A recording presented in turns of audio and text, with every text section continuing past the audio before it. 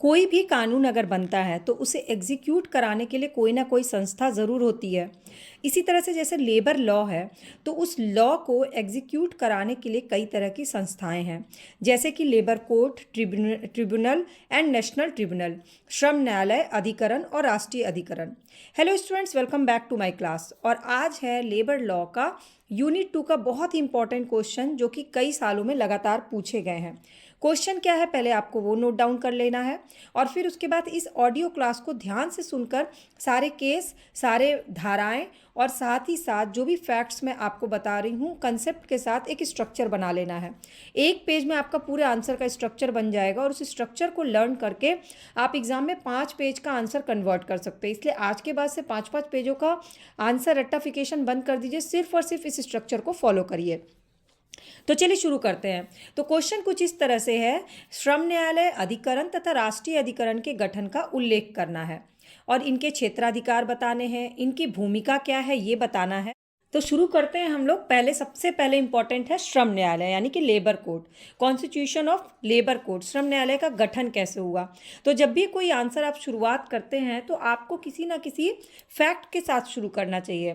तो यहाँ पर ये जो भी आंसर हम लिखेंगे, ये औद्योगिक विवाद अधिनियम 1947, इंग्लिश में बोलते हैं इसको इंडस्ट्रियल डिस्प्यूट एक्ट 1947, इसकी धाराओं के तहत ही लिखना है।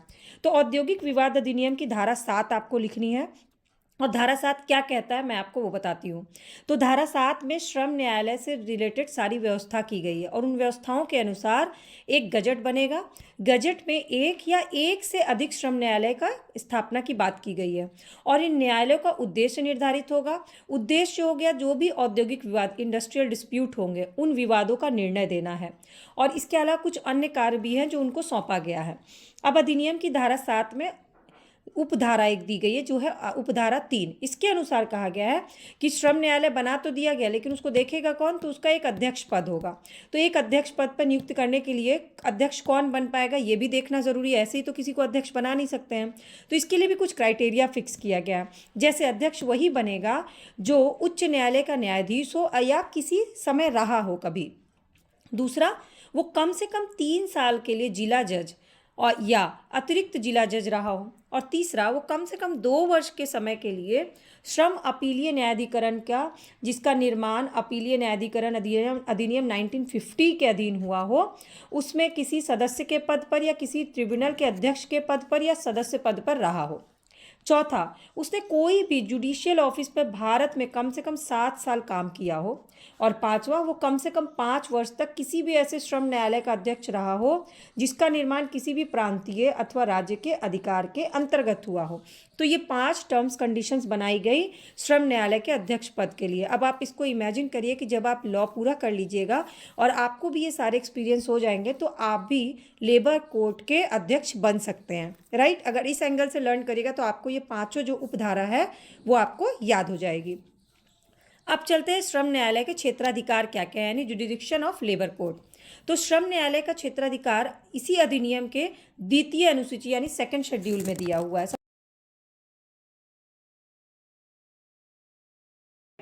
अब आपको ये लिखना है पॉइंट्स। पॉइंट क्या क्या है? सबसे पहला पॉइंट है स्थायी आदेश के अधीन नियोक्ता द्वारा प्रेषित किसी आदेश की वैधता एवं औचित्य का प्रश्न। जब कोई भी स्थायी आदेश आता है उसका औचित्य क्या है ये देखना है, क्षेत्राधिकार में उसके आता है। दूसरा, स्थायी आदेश पदच्युत मतलब डिस्चार्ज हो जाना, बर्खास्तगी यानी पुनर्नियुक्ति होना। अनुचित ढंग से अगर किसी को बर्खास्त किया गया, पदच्युत किया गया तो उसकी सहायता के लिए ये इनका क्षेत्राधिकार में आता है। इसके बाद है रिवीजन दी जाने वाली किसी छूट अथवा सुविधा की वापसी का प्रश्न। कोई प्रिविलेज दिया गया, उसमें कोई छूट है, कोई सुविधा है, उससे रिलेटेड कोई केस हो तो। पांचवा, हड़ताल या तालाबंदी यानी स्ट्राइक और लॉकडाउन जो होता है उसकी वो वैध है या अवैध है, इससे रिलेटेड कोई प्रश्न आता है तो।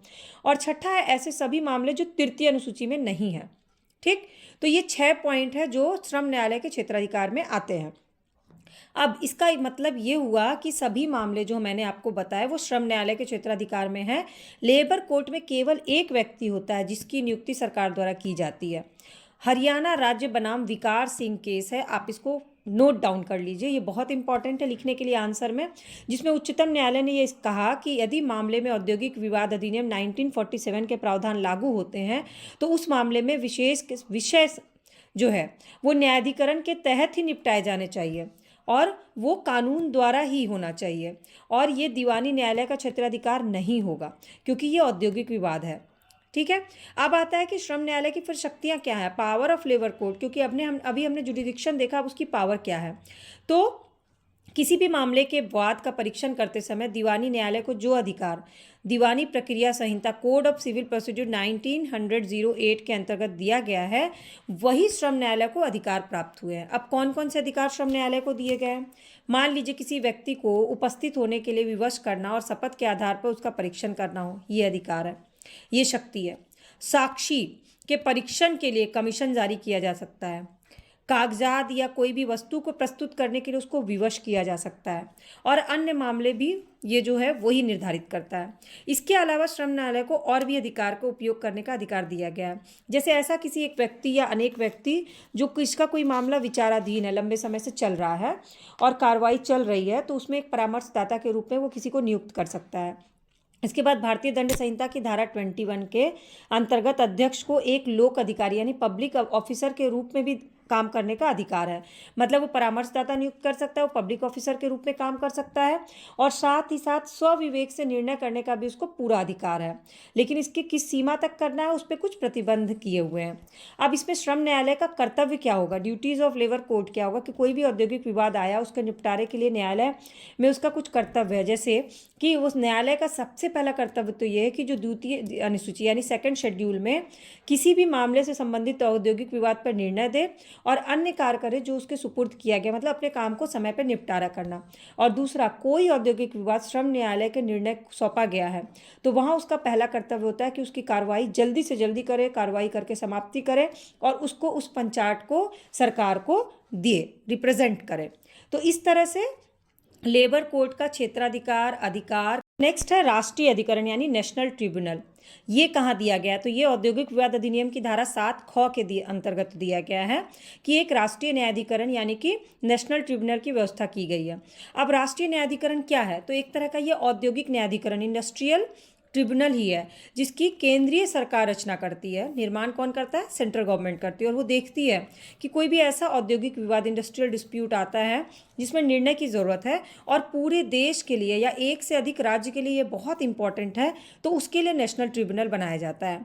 अब राष्ट्रीय न्यायाधिकरण में केवल एक इंसान होता है, एक व्यक्ति होता है जिसकी नियुक्ति सेंट्रल गवर्नमेंट करती है, और कोई भी व्यक्ति ऐसे ही राष्ट्रीय न्यायाधिकरण के अध्यक्ष पद पर नहीं नियुक्त हो सकता। उसके लिए कुछ योग्यता निर्धारित की गई है, जैसे कि वो उच्च न्यायालय का न्यायाधीश ना हो अथवा उच्च न्यायालय का न्यायाधीश ना रहा हो। अगर ऐसा होता है तो वो अध्यक्ष नहीं बन सकता है।